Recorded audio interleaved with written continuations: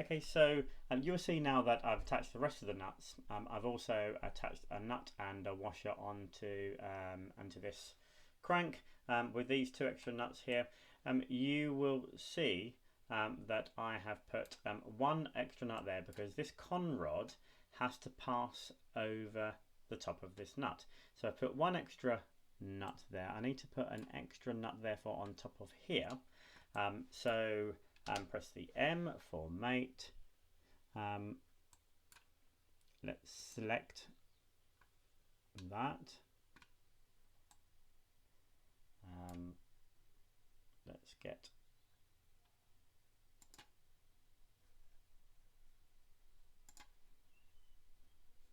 that is on there. Okay, I think we need a tiny bit more clearance.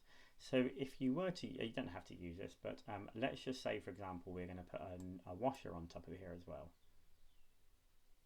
So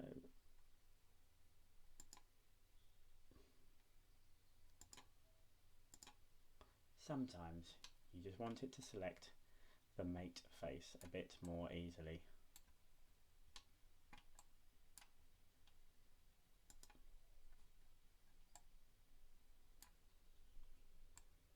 Oh, silly boy, put the wrong thing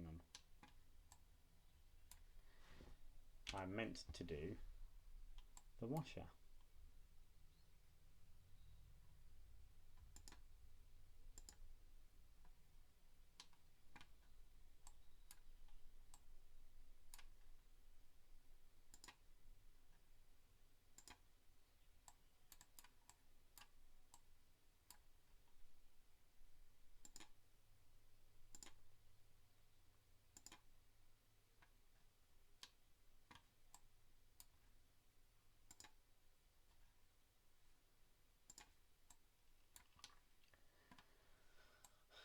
So that has lifted it a little bit higher, should that be needed.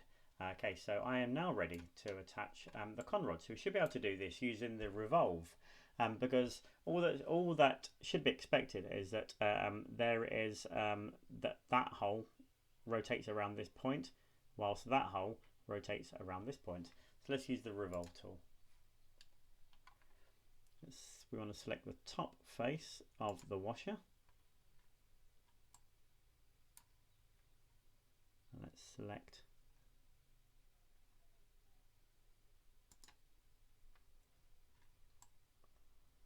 that, and then so just click to accept that one, and let's do likewise that one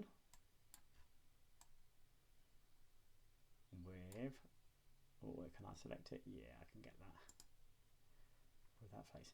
Now we'll press solve. Okay, that should have pushed it over there. Now with any luck, I am finished with my rotates. No more needed.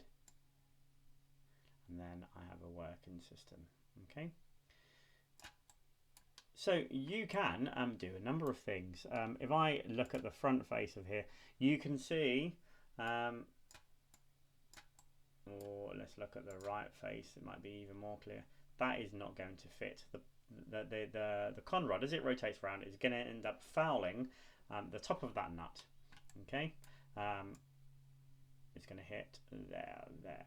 Okay, so as you can see very nicely there. So what can we do? Well, we could try and let's see if we can get away with putting in a smaller screw.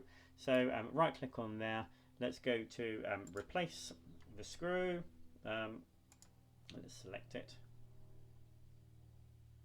Select a component. What is going on? Right, edit. That's what we wanted to do, is edit it. See if we can get away with a 10 mil.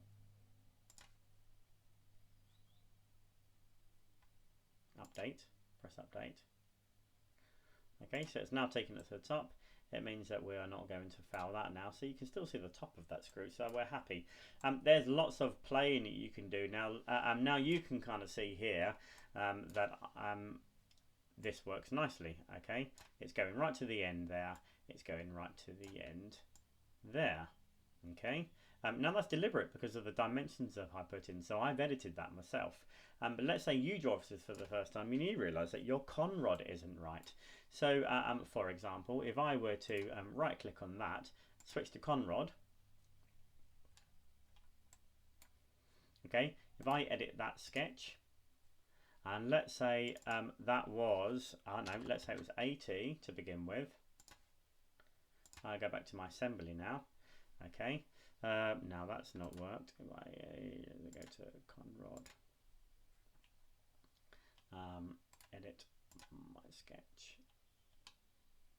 because that dimension from there needs to be 4.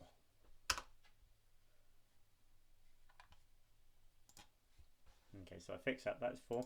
Okay, if I now come out of that, go back into the assembly.